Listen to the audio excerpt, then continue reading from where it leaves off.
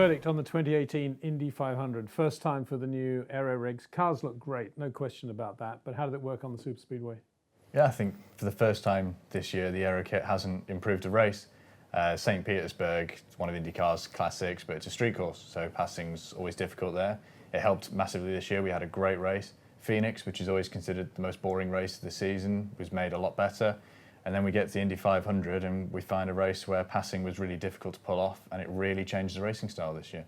But was that the only raison d'etre of the new regulations? They also wanted the cars to look a bit slicker and nicer, didn't they? Which they certainly achieved. Yeah, especially in super speedway form, they look fabulous. Yeah, it was about going back to sort of the golden era of kart racing, really. It was to go back to sort of the 70s, 80s, 90s look and sort of go back to what they consider their DNA. And on top of that, it was about reducing costs as well, which has obviously worked because we've got Carlin, we've got people like Michael Shank joining in partnerships in various forms. And also we had a competitive element to it as well. With the manufacturer aero kits, Chevrolet managed to make a package that was just so much better than Honda's that it created a bit of competitive imbalance. When Honda tried to rectify that, the costs escalated. Right. So it was all about correcting the course.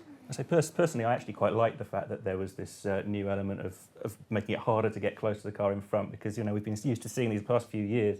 The Indy 500 has been this race where it's all about drafting. Everybody can get past everybody so easily, anywhere, yeah. And it was all about being in exactly the right place at exactly the right time with 2 laps to go, whatever it was. Whereas this year, it seemed there was a bit more. A bit more validity. Difficult European style race. Well, yeah, that's it. Maybe it's a European thing, but the fact that the qualifying really meant something. Yeah. The guys who were up at the front in qualifying were still up at the front at the end of the race, and that actually, I think, paid off in some way. Let's have your take on. It was a great Australian weekend. We had Daniel Ricciardo winning at Monaco, Will Power winning the Indy 500, both of them winning a big race for the first time in their careers, races they've coveted. We know that with Daniel. Will Power too. Give us a sense of what that achievement is for an athlete. Well, I mean, like you could see the emotion coming out of him at the end. I've rarely seen a sort of scream like he came up with. It was incredible stuff. But I mean, as they all know, which is quite something because he's a very quiet guy. Well, normally yes, but this Indy 500 is one of the key challenges there's always been in motorsport, and he's obviously won everything else there is to win in IndyCar series, and it was just this thing missing from his resume. But he finally did it, and my goodness, it was an interesting thing he said after in the race. He said that he'd been in this sort of negative mindset down the years, and whereas this time he'd really focused on the positive side, and this positive mental attitude sounds a bit sort of Norman Vincent Peale, but it actually really does pay off in sport, and you find it all thinking.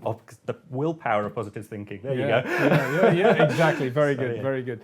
And of course, Roger Penske would have had a bit of a role in that as well. One would have thought.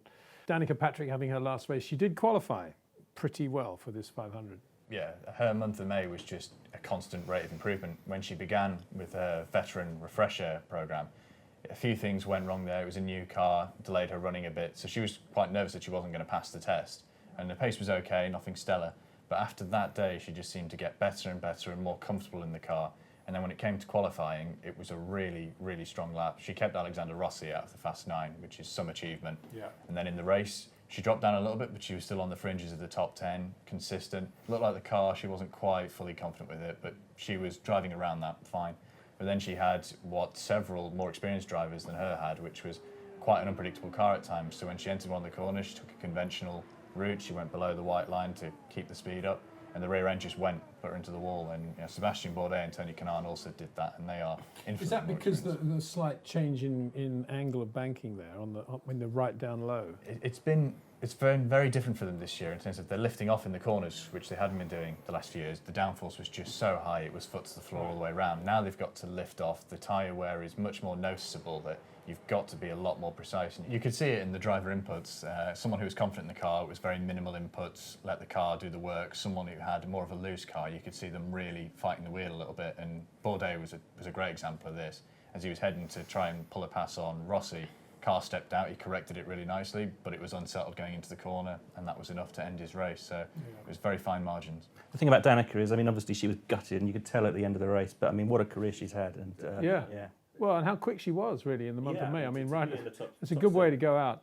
Now, Alexander Rossi caught your attention. Yeah, well, he caught everyone's attention because, I mean, some of the stuff he was doing was terrifying. It's one of the things where you're watching and you're doing this as he's trying to edge past people going, but he was the one really going for it. He went up from 32nd to 4th, and some of the stuff he did was fantastic, yeah.